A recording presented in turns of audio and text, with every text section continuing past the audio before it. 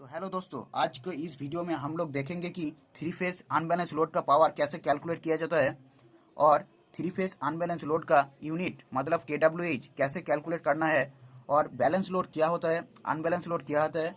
इस सारी टॉपिक को हम इस वीडियो में कवर करेंगे। पूरी इन्फॉर्मेशन के लिए वीडियो को लास्ट तक देखिएगा। और इस टॉपिक के बारे में इलेक्ट्रिकल इंटरव्यू के अंदर बहुत सारा क्वेश्चन पूछा जाता है, तो उस सभी क्वेश्चन को हम इस वीडियो के अंदर डिस्कस करेंगे। तो स्टार्ट कर लेते हैं। तो दोस्तों, पहले हम लोग बैलेंस लोड क्या होता है उसके बारे में देख लेते हैं।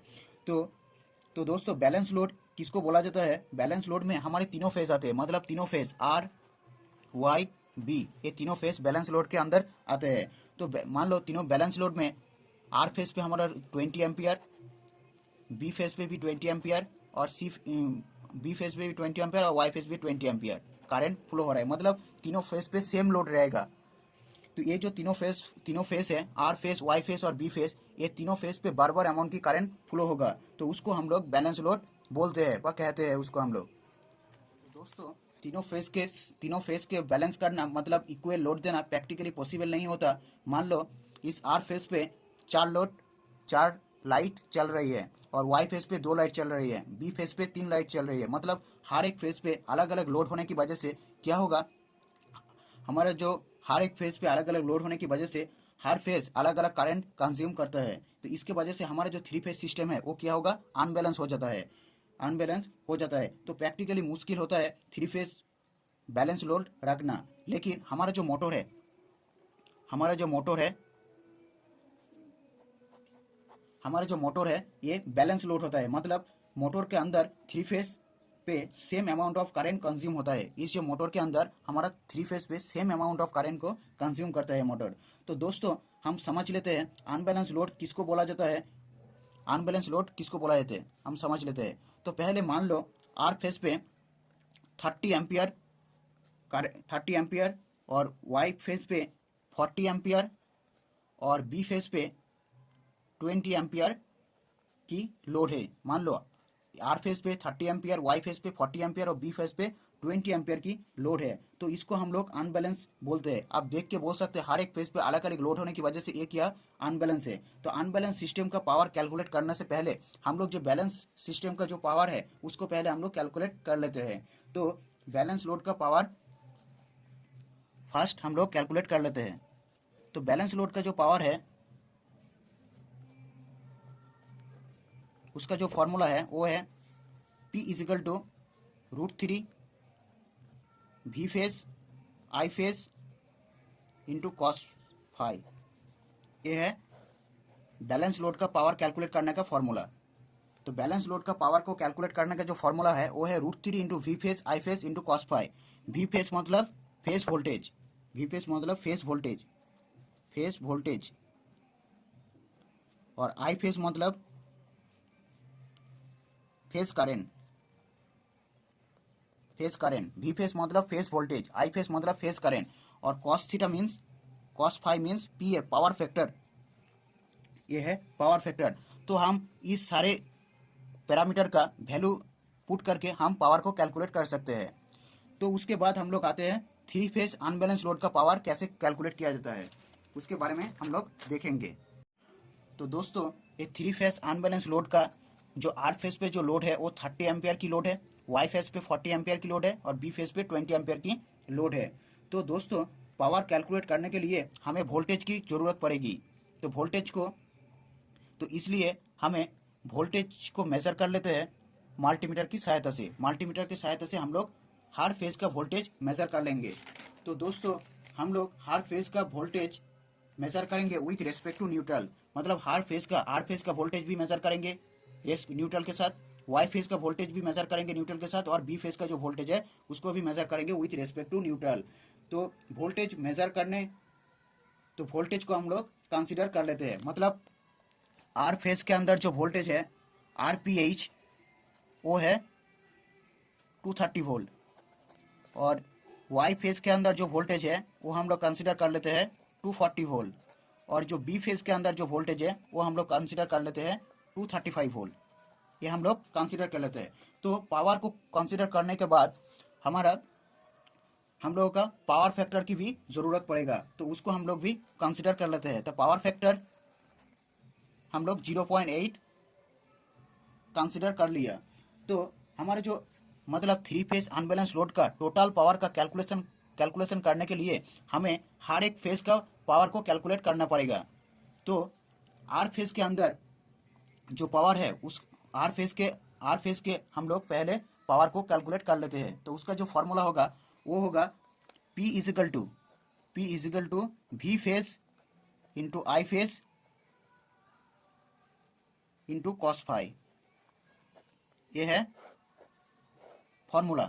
सिर्फ आर फेज के लिए पावर को कैलकुलेट करने के लिए, मतलब सेम आर फेज के लिए भी ये फॉर्मूला यूज होगा, वाई फेज के लिए भी ये फॉर्मूला यूज होगा, बी फेज के लिए भी ये फॉर्मूला यूज होगा। सिर्फ डाटा का जो वैल्यू है वो चेंज होगा। तो ये है सिंगल फेज पावर का formula, single phase power formula, single phase का पावर का ये फॉर्मूला है। तो पहले हम लोग आर फेज का पावर को कैलकुलेट कर लेते हैं। तो आर फेज का कितना होगा, पी आर फेज का कितना होगा, वी फेज मतलब 230 वोल्ट, और जो आई फेज का जो करंट है, मतलब आर फेज में जो फ्लो हो रहा है वो कितना होगा, 30 एम्पियर, और कॉस फाइव मतलब पावर फैक्टर कितना होगा, 0.8। तो ये कितना होगा, 5520 वाट। तो ये हो गया आर फेज के अंदर जो पावर है। सेम हम लोग वाई फेज के अंदर पावर को कैलकुलेट करेंगे। तो पी वाई मीन्स कितना होगा, 240 वोल्टेज है 240, और इसका जो एम्पियर है वो 40 है, और पावर फैक्टर है कंसिडर कर लिया हम लोग 0.8। तो इसका जो वैल्यू आएगा, टोटल पावर आएगा वो आएगा 7680 वाट। उसके बाद हम लोग बी फेज का कैलकुलेट कर लेते हैं पावर। तो बी फेज का कितना आएगा, 235 इसका जो फेज वोल्टेज है, और इसका जो एम्पियर है वो है 20 एम्पियर, और इसका जो पावर फैक्टर है वो 0.8। तो कितना आएगा, 3760। तो दोस्तों ये सब वाट में है, इसको हम किलो वाट में कन्वर्ट कर लेते हैं। तो किलो वाट से किलो वाट को कन्वर्ट करने के लिए हमें 1000 से डिवाइड करना पड़ेगा। तो कितना होगा, ये होगा 5.52 किलो वाट, ये होगा 7.68 किलो वाट, ये होगा 3.76 किलो वाट। तो ये आ गया हमारा तीनों फेज का पावर आ गया। मतलब टोटल पावर कितना हो, तो टोटल पावर मतलब थ्री फेज अनबैलेंस लोड का, ये जो थ्री फेज अनबैलेंस लोड का टोटल पावर कितना है, टोटल पावर हम लोग देखेंगे। टोटल पावर, तो टोटल पावर कितना होगा, ये तीनों फेज का जो पावर है वो पावर का सम होगा, मतलब जोगफल होगा। कितना होगा, P R plus P Y plus P B. तो ये तीनों फेज का जोगफल होगा, कितना होगा, 5.52 प्लस 7.68 प्लस 3.76 ना किलो वाट। तो हम लोग देख लेते हैं, 5.52 प्लस 7.68 प्लस 3.76, तो टोटल आया 16.96 किलोवाट। तो टोटल जो पावर हुआ वो कितना आया, 16.96 किलोवाट।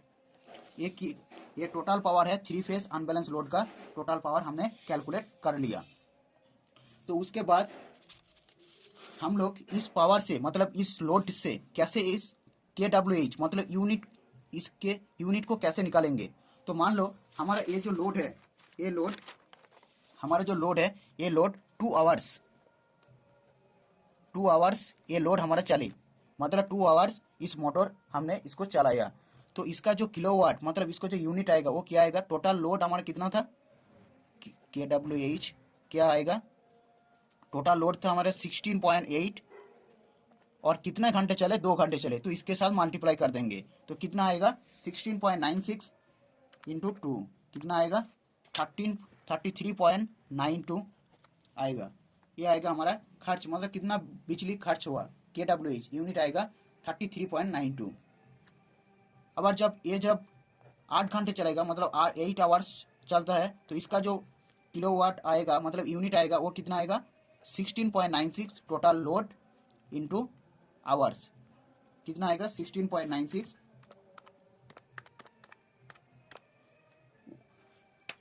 135.68 ये आएगा। तो दोस्तों आई होप इस वीडियो में इस टॉपिक के बारे में आपको कुछ बेहतर जानकारी मिली होगी। तो वीडियो को लाइक करें और इस चैनल पर इस टाइप का इलेक्ट्रिकल इंटरव्यू रिलेटेड क्वेश्चन आपको मिलते रहेंगे। तो वीडियो को सब्सक्राइब करना मत भूलिए, वीडियो को सब्सक्राइब करें। तो देखते हैं नेक्स्ट वीडियो पर।